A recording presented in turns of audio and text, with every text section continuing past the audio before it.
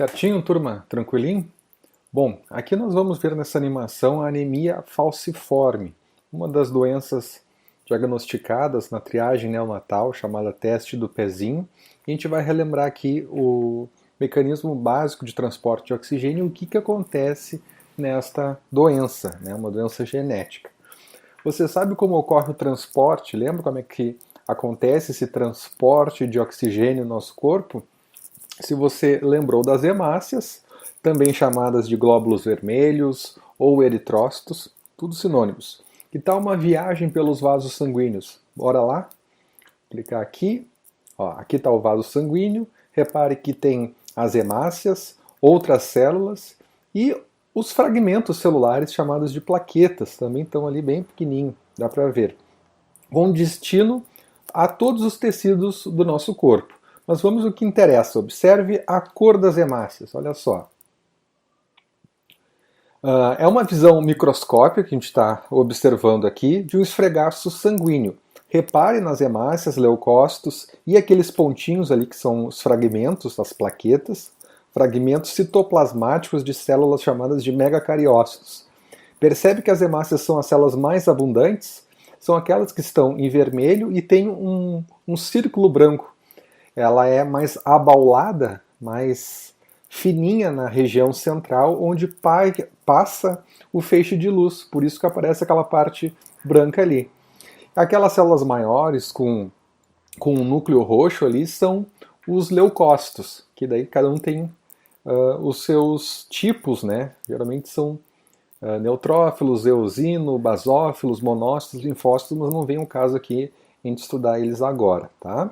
Vou clicar aqui no esfregaço sanguíneo, olha só que bacana a animação. Veja como as hemácias são vistosas, não possuem núcleo e têm essa forma arredondada, além de serem elásticas. Isso numa hemácia normal, que tem uma hemoglobina lá, tudo funcional. Tudo isso é para favorecer o transporte de oxigênio. Relembre como o oxigênio é transportado pela hemoglobina dentro das hemácias. Olha só.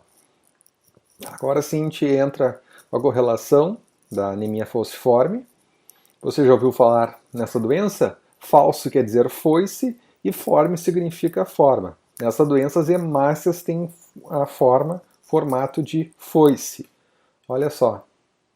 A gente consegue observar aqui no esfregaço sanguíneo, ó, esse formato de foice, e a gente se pergunta como é que fica o transporte de oxigênio. Então a hemácia falciforme não será mais capaz de carregar oxigênio com eficiência. Ela acaba ficando rígida e acaba impedindo o fluxo sanguíneo nos capilares.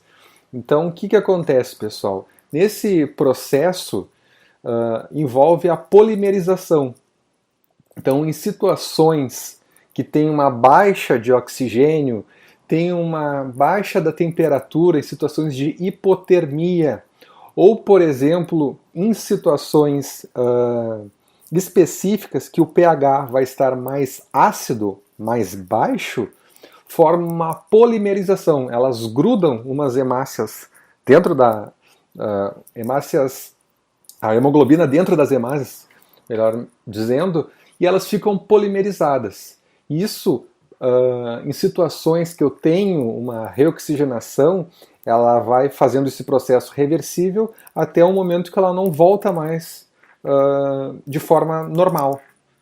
E esse processo, né, torna essa estrutura muito insolúvel e acaba ocasionando a vasoclusão.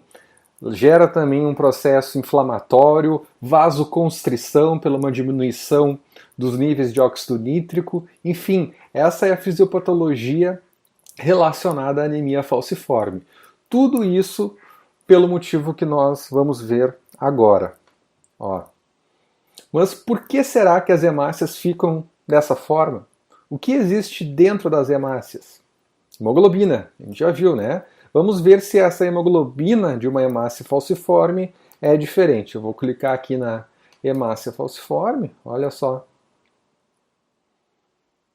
A gente vê aqui a estrutura da hemoglobina, formada por cadeias, né, duas subunidades alfas, duas betas e lá em cada subunidade tem um grupamento M, onde tem um átomo de ferro.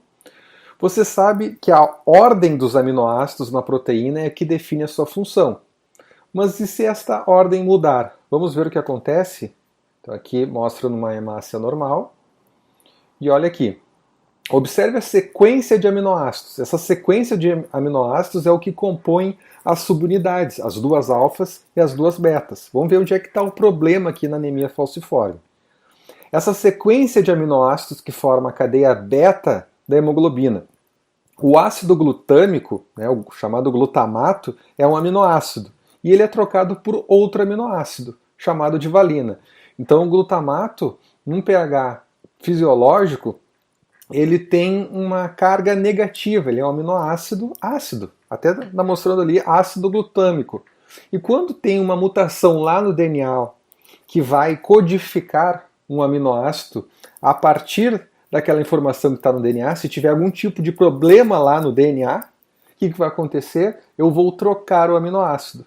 Se eu trocar o ácido glutâmico por valina, eu troco o aminoácido ácido por um apolar. E isso muda a estrutura desta proteína.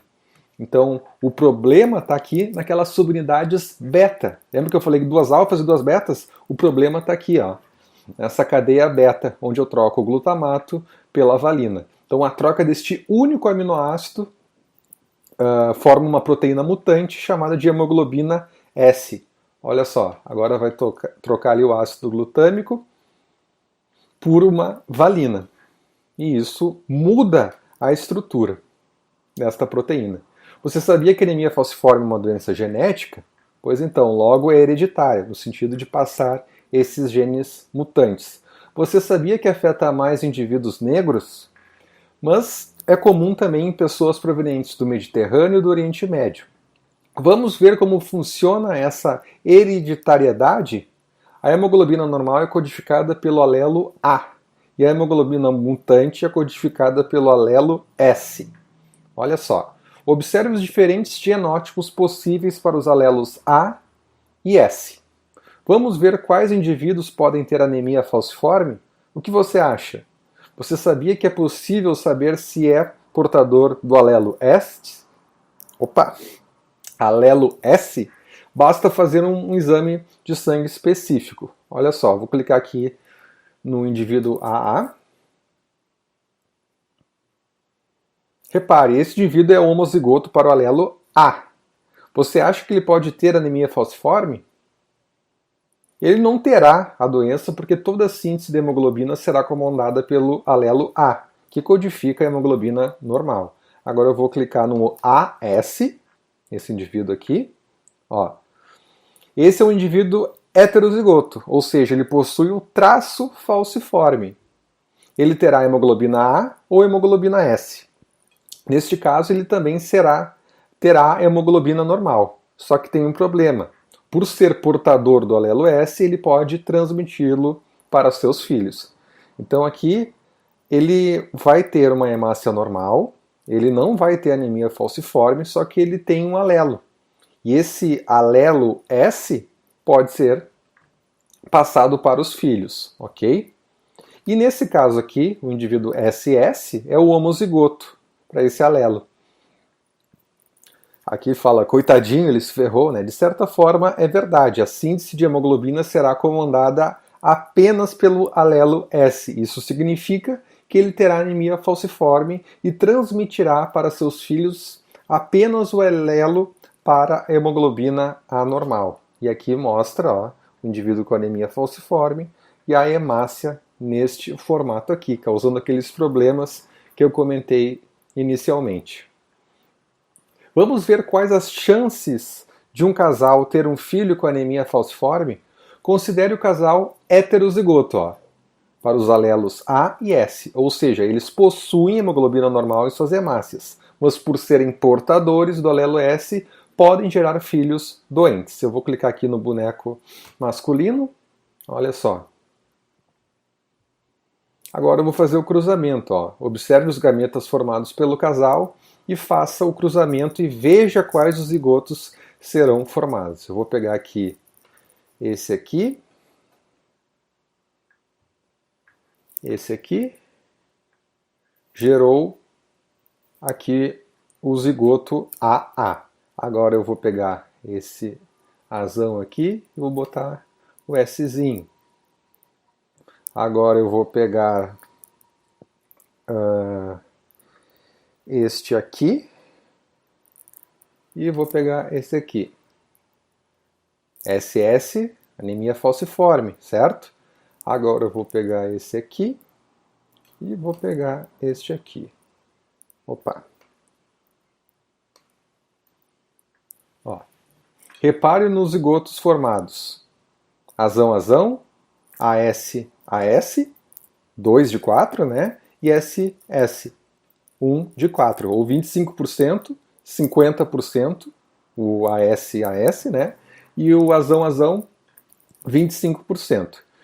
Aquele casal que era heterozigoto para os alelos A e S podem ter filhos normais, AA, portadores do traço falciforme, AS, tem 2, né, 50%, ou doentes, que têm anemia falciforme, SS. Você se lembra do desenvolvimento embrionário? Vai acontecer em cada zigoto, não é mesmo? Observe a divisão das células. Olha só o que está acontecendo ali. Os 4 zigotos, azão, azão, os portadores e o com anemia falciforme. Agora repare a proporção dos indivíduos formados. Um casal heterozigoto para os alelos A e S tem 25% de ter filhos normais, 50% de traço falciforme e 25% de filhos doentes, ou seja, com anemia falciforme. Mas lembre-se, não importa o sexo. Beleza, pessoal? Espero que vocês tenham aprendido e até mais. Um abraço.